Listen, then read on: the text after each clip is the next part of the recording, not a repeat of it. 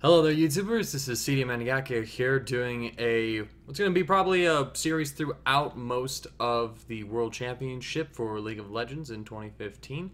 It's going to be a recap of each day, namely just going through all the games that we've seen played, keep a track of a couple of interesting things relating to the meta, how teams are doing, a quick overview what happened in the games, things to learn from them, as well as some just other notable storylines to consider within it. So let's get ahead and start off with a very exciting day one that we had over on in Paris. It was overall a really good show, and we had some pretty fair performances from our 6 games of the day. A lot of juggernauts were played. But we're going to actually kind of begin to finally see the things that are happening as the teams are playing out these new champions and dealing with this new meta that no one has really seen before. So let's go ahead and get into the first game of the day, which is Fnatic versus IG. So I actually got the list of the team comps pulled up for you guys here. This is just a picture taken from lolesportspedia.com. Just quick and simple, fastest way to collect these for me personally. So hope you don't mind how kind of unfancy it really all is. Starting off with this game is that this is where we really got to kind of see how Fnatic was going to fare against some of the international competition. Now, let me just go ahead and say that this was a stomp of a game. Fnatic basically had the perfect game against Invictus Gaming, except for one person in Fnatic died. I actually can't remember who it was. I want to say that it was Yellowstar, but no, I don't think it was him actually. Maybe Rainover. Either way, basically, they didn't lose any towers, they didn't give up any objectives such as Dragon or Baron, and they only gave up one killed Invictus Gaming, and overall, they completely stomped them. Now, this is Fnatic, who is the first place team in Europe and who had an incredibly dominant season versus IG, who is a team that, if you paid attention to the cast, or if you take opinions from LPL enthusiasts / analysts, they're a very inconsistent team. They have these habits where they just go into this farm mode and then proceed not to do anything, and we really saw that in this game here, especially when you look at what their jungler Cacao picked up. He actually grabbed Skarner for this game, and he basically had no jungle impact on it.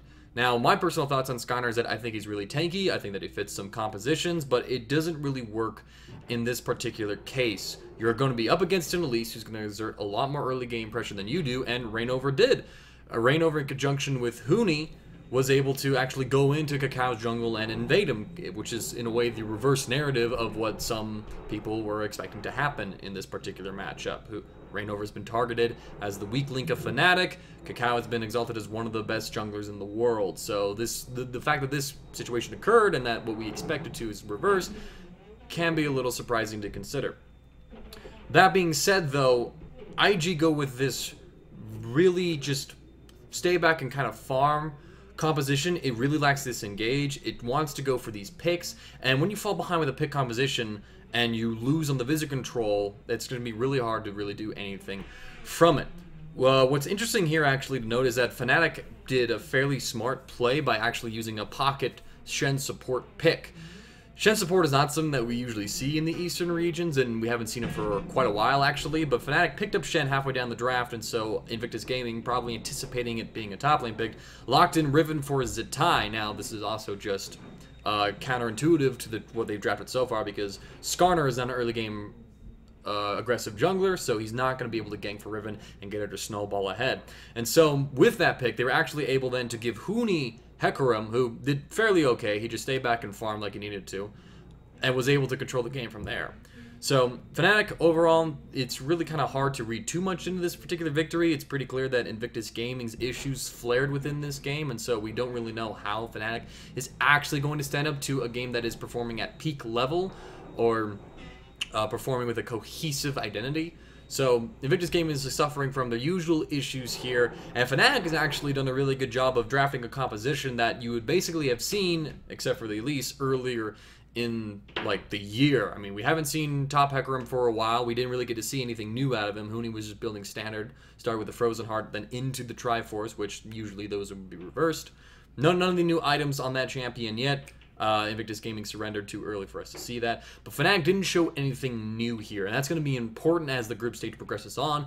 So now Fnatic can keep more of their strategy a secret, not reveal so much until they get pushed into the quarterfinals, which they are likely to show up into. Overall, really good game from Fnatic. So let's move on to game 2. I just need to switch up the images here. And now this second game is from the very much anticipated SKT Telecom 1 versus H2K. And the reason why it's anticipated is we have the legendary rivalry, or if you can even call that, of Faker versus Ryu in the mid lane. It's probably the most famous play in the history of League of Legends, with the Z1v1 out duel by Faker. It's kind of hilarious how much it's being like talked on and harked on at this point, because Ryu is not at the level that he was back in those days, as well as furthermore that they just keep on showing the clips over and over again. And in the LCK final, it was kind of a point where it was brought up somewhat unnecessarily, but it's all been very amusing to discuss. And so but moving on from that, the players really didn't focus to bite down on anything new or to go too ham. This game was actually went on a little longer than some people anticipated. It went about 33 minutes, which that's fairly average length. It was a fairly quick show. But H2K did a really good job of holding up in the early game, namely because Ryu did a great job on his LeBlanc to actually keep Faker contained. Faker, by all means, didn't have like a carry performance. He didn't have like a particularly fantastic, amazing #FakerThingsDoes performance, but he still did his job as Azir, and that's all you really need to. And given the composition that SK Telecom are running, that's really all he needs to do. Leave it to Marin on the Fjord to go carry the team, to go out for there. We see in a couple team fights that Faker's trying to initiate a pick, and he overextends, and then Lulik shows up on his Gragas and punishes him, ults him back into the team, and he quickly dies. This happens at about the 23-minute mark. Faker goes for a pick onto Hjarnan, overextends, knocked back into the team. He gets killed immediately, and Faker's taken too low to participate in the fight, and so it's reduced to a 3v3. But Marin is on Fiora. He's gotten, I believe at that point, he had a Ravenous Hydra built up as well as a Black Cleaver. Maybe a little less than that. I can't recall exactly. But then he just proceeds to open up on the fight. Hjarnan overextends a step after Odomine gets knocked back by Bang's Buster Shot. So now Hjarnan is the front line. And then Marin just opens up on him and kills him, and then he gets a triple kill following that. And from there, SK Telecom took control of the game. What's interesting is that SK Telecom was losing a lot of them, not a lot of the micro play when it came to a couple of instances, but overall their macro play is what really held them together. The closing of this game is particularly beautiful from SK Telecom. We saw them like close out with a split push in a 1v4, Marin being on top side while the rest of the squad pushes on the bottom lane, using the Tristana to fast push down the towers, as well as the Azir, while Fiora is just left alone. There's no one that is able to duel her at this point in the game, and they close out the game fairly well. That being said, we do have to give Ryu props for his fairly good LeBlanc play. He didn't 1v1 Faker or anything like that. He did get a kill on a Faker in a 3v3 skirmish in the mid lane, but he did the important thing of keeping Faker down. He kept him harassed. He out-traded. He went for a flask in the early game to sustain through Faker's harass and just to keep always keeping him in there. So Ryu he showed up particularly well in this game. So, I mean, by all means, good job to H2K. And when we look at the picks and bans, we're seeing, again, a couple of different things here. Azir is being picked a lot still. He's being really good. Darius is being considered on the tables. You'll see one thing is that Mordekaiser in every game has been banned. Teams just don't want to, and it's not really like always red side. We see SK Telecom here ban it. It seems like people just don't want to see the Mordekaiser yet, or don't want to even risk playing against it, or don't want to risk utilizing it. So that's been a trend that's been going on fairly recently, as well as a lot of Gangplank bans. So with that, let's move on to the third game of the day, which is probably the most surprising given the circumstances. Just one moment, guys. That game being Cloud9 versus AHQ. Now, Cloud9 wins this game to pretty much the shock of a lot of people. What goes on with this particular case is that Cloud9, they came up through the gauntlets in NA. They were 7th place in the LCS season. Granted, most of their season took place with Meteos at the helm rather than High, and once High came on into the team, a lot of the shot calling issues, a lot of the team identity issues, which they struggled from and were having issues since his departure, really were solved out. Something we see this unified Cloud9. We see this Cloud9 that knows who is going to be the carry players within it, that who is going to be doing all the work here. So we come on into this game, and AHQ, best team from Taiwan, LMS has been looking really good this season. Westor's been, frankly overhyped, but Ziv is supposed to be one of the best top laners at this tournament here.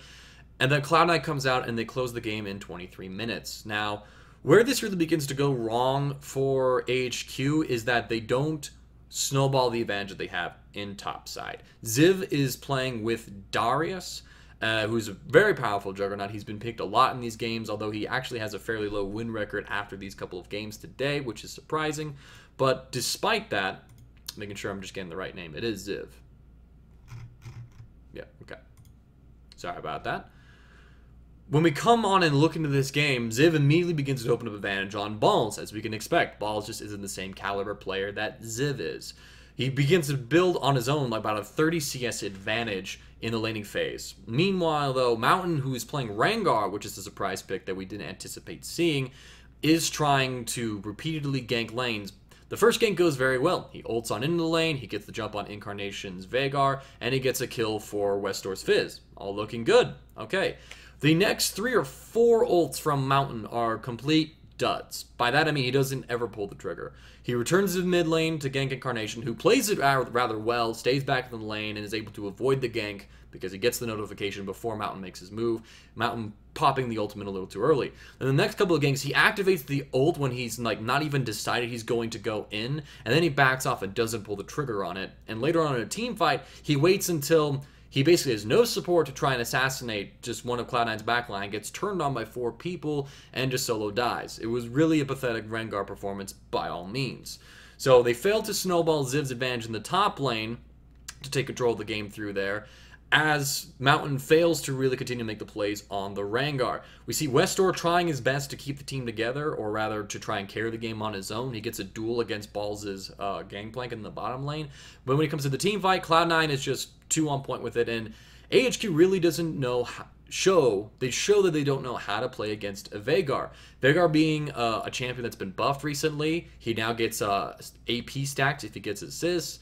His stun is a little quicker to come on out, so that means it's a little easier to set up for. It's not as... There's still a bit of counterplay, unlike, before they reworked the stun, but now it's almost like as if there wasn't that delay on it, which really helps out Veigar's reliability when it comes to using the stuns.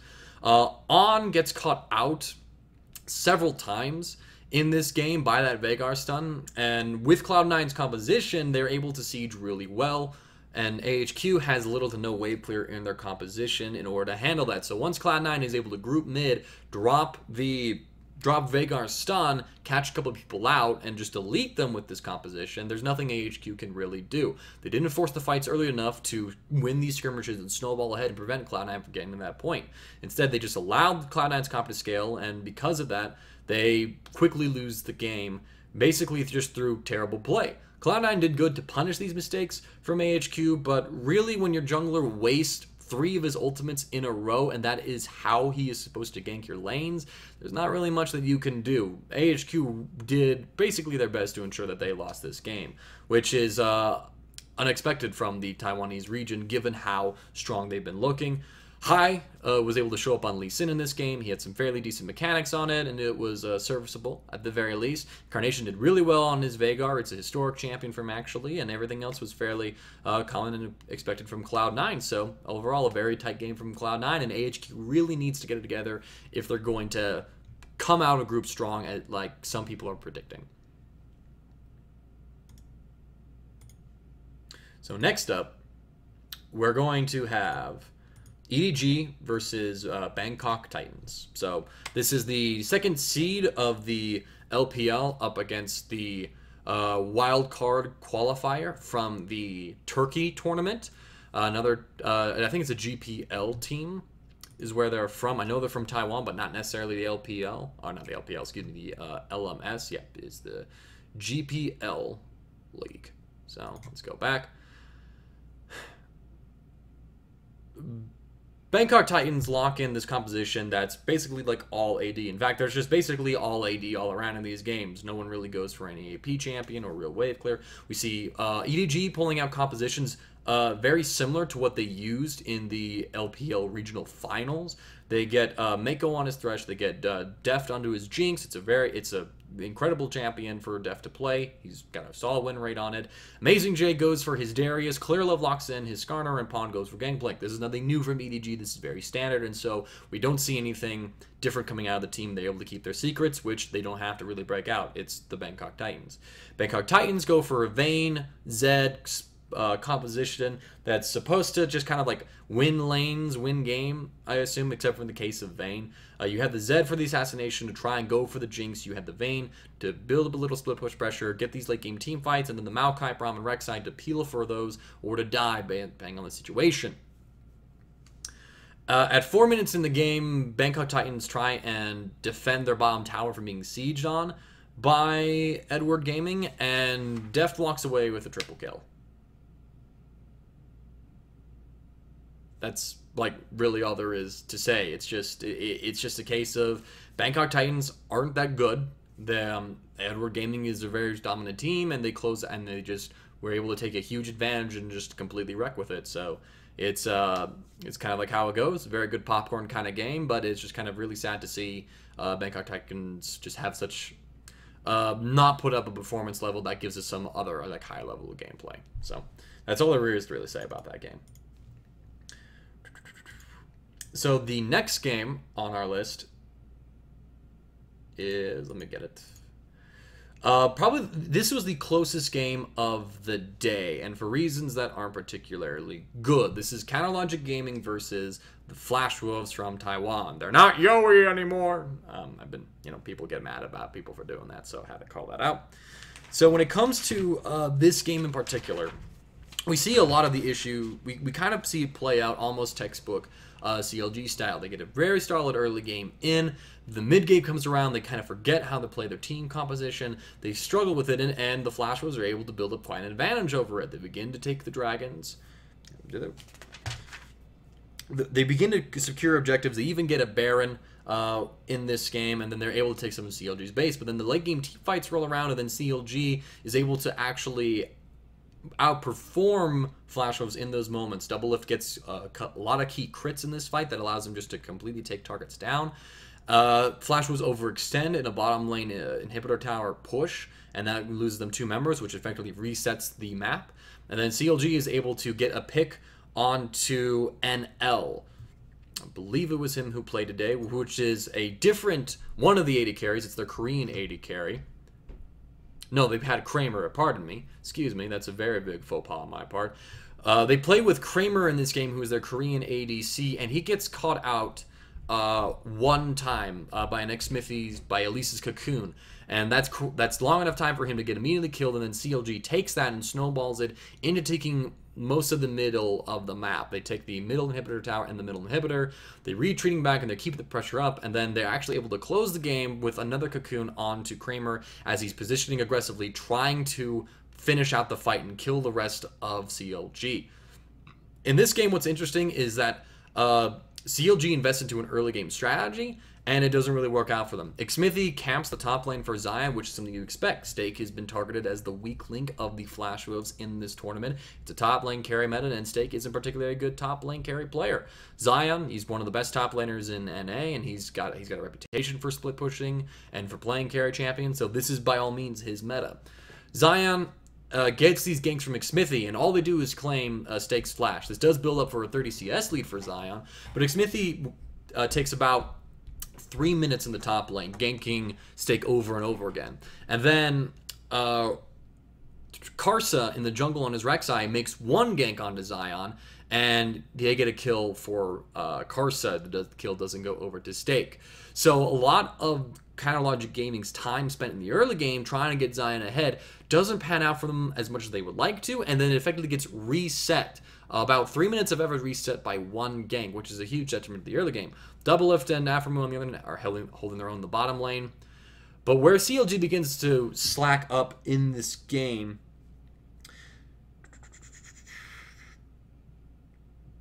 it's fairly even. Double Lift mispositions a couple of times. He's farming top as the dragon spawns, so Counterlogic Gaming gives Flash Wolves their dragon.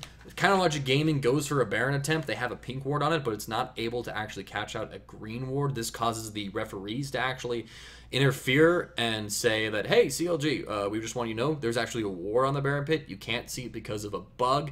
Now, there is some debate, a little bit of like questions over it. I mean, this is the first place NA team at a Riot event, and we've seen ward tricks like this before in games. I can't name any specific ones right now, but there is a bit of, some people would be willing to, call into question, like, oh, wow, that's Riot, like, basically just, like, trying to give the game over and, like, unfairly giving advantage to Counterlogic Gaming, when we've seen this tactic taken several times. That's a discussion for another time, though. Counterlogic Gaming does back off the Baron after being informed of this, and so that doesn't allow Flashwolves to go make, like, a steal play, anything like that. But either way, though, Counterlogic Gaming suffers from the issue that can't be helped by any refereeing, which is to begin to be split up in the mid-game team fights. These team fights still go their way. We have a couple of players engaging in these fights while there's no follow-up. Aframu in particular gets like these incredible knock-up numbers onto the enemy team, but then there's no one else diving with him just because someone from the Flashwolves lineup is already wreaking havoc in the back lane. There's one teleport fight, don't have the timer for it, up in the top lane where Zion is teleporting in and then Flashwolves surround him and prepare to basically deal with him as he lands.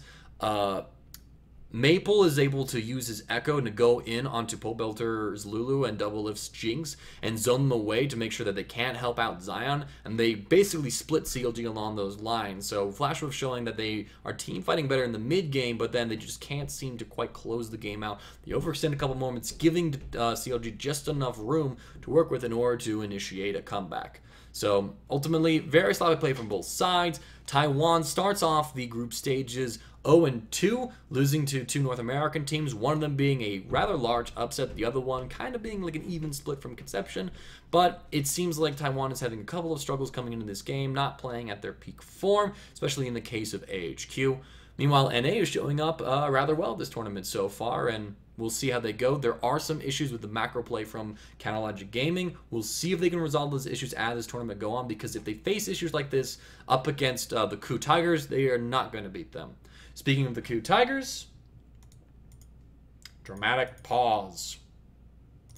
Our last game of the day to look at is Pain Gaming versus the KU Tigers. It's our only red side win for the day. Blue side teams were able to pick up the other 5 games for today.